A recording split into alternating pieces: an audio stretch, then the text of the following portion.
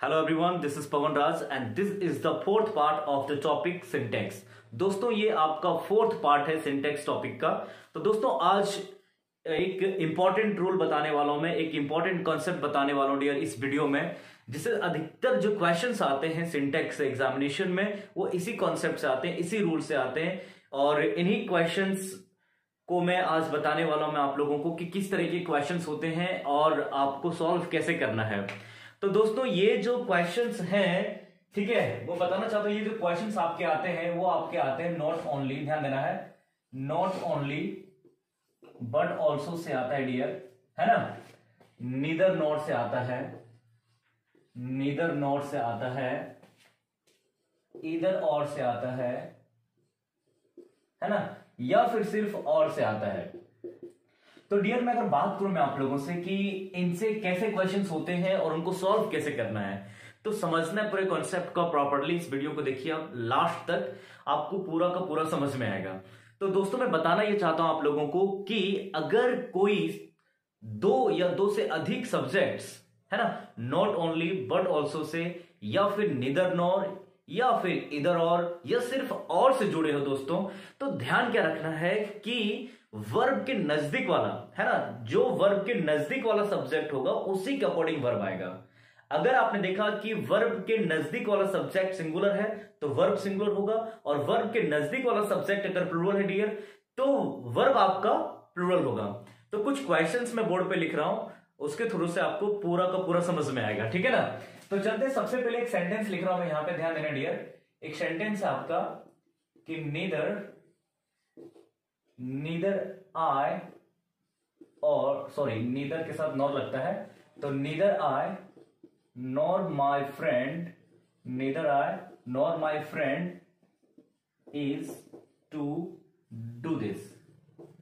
अब दोस्तों, यहां पे आप लोगों को ये देखना है कि आई तो आपका होता है प्लूरल, और यहां पे माई फ्रेंड जो है डियर वो आपका है सिंगुलर। तो यहां पे आप देखेंगे जो वर्ब आपका आया हुआ है वो सिंगुलर है, लेकिन ये सही है।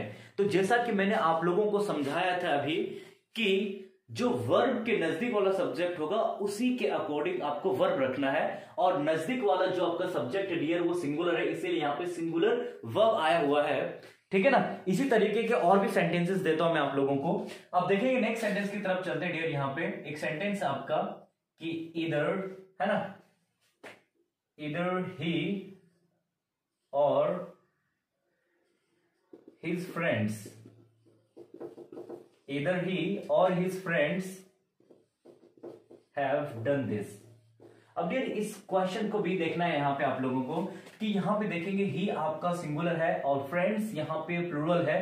तो क्या किया आपने कि वर्ब के नजदीक वाला क्या है, प्लूरल है, इसीलिए यहां पे क्या है कि वर्ब आपका प्लूरल आया हुआ है, बिल्कुल कांसेप्ट सही है। लेकिन बहुत बार क्या होता है डियर कि नजदीक वाला जो सब्जेक्ट होता है वो होता है प्लूरल, और वर्ब को दे दिया जाता है सिंगुलर, ठीक है। इस तरह के क्वेश्चंस आते हैं एग्जामिनेशन में। लेकिन क्या करना है आप लोगों को कि जो नजदीक वाला जो सब्जेक्ट होगा डियर उसी के अकॉर्डिंग वर्ब को रखना है। यहां पे नजदीक वाला सब्जेक्ट आपका सिंगुलर था तो वर्ब सिंगुलर आया, यहां पे प्लूरल था तो प्लूरल आया। अब यहां पे देखेंगे इसके पहले आपका क्या है, सिंगुलर है, लेकिन इसके अकॉर्डिंग ये नहीं आया हुआ है, अब इसके अकॉर्डिंग ये वाला नहीं आया। तो यही कॉन्सेप्ट मैं आपको बता रहा हूं मैं डियर कि नजदीक वाला जो होगा उसके अकॉर्डिंग। और सिर्फ कैसे सेंटेंसेस में जो सेंटेंस इधर और से जुड़ा होगा डियर, है ना, नीदर और से जुड़ा हो, नीदर नॉर, इधर और, नॉट ओनली बट ऑल्सो, या फिर सिर्फ और से अगर दो सब्जेक्ट्स जुड़े या दो से अधिक सब्जेक्ट्स जुड़े हो डियर, सिर्फ उनके लिए ये रूल अप्लाई होता है, ठीक है ना। चलते हैं एक और सेंटेंस की अगर हम बात करते हैं डियर। यहां पे अगर मैंने यहां पे लिखा कि नॉट ओनली, ध्यान देना dear, not only the family members, not only the family members of Ramesh, not only the family members of Ramesh, but Ramesh has also arrived। तो दोस्तों, यहां पे आप देख सकते हैं कि सेंटेंस में क्या है कि फैमिली मेंबर्स एक प्लूरल वर्ड है डियर, यहां पे मेंबर्स रखेंगे। लेकिन यहां पे अगर वर्ब की बात करेंगे डियर, वर्ब के पहले वाला सामने नजदीक वाला जो सब्जेक्ट है वो आपका सिंगुलर डियर, तो यहां पे वर्ब आपका सिंगुलर आया, बिल्कुल सही है। वर्ब यहाँ पे सिंगुलर आया, बिल्कुल आपका सही है। लेकिन अगर पूरे सेंटेंस की बात करते हैं डियर, देखो यहाँ पे प्लूरल है ना, और यहाँ पे सिंगुलर है। तो यही आपका क्या है, सिंटेक्स जो सब्जेक्ट वर्ब अग्रीमेंट का जो चैप्टर होता है डियर, जो टॉपिक है, वो थोड़ा उलझाने का काम करता है।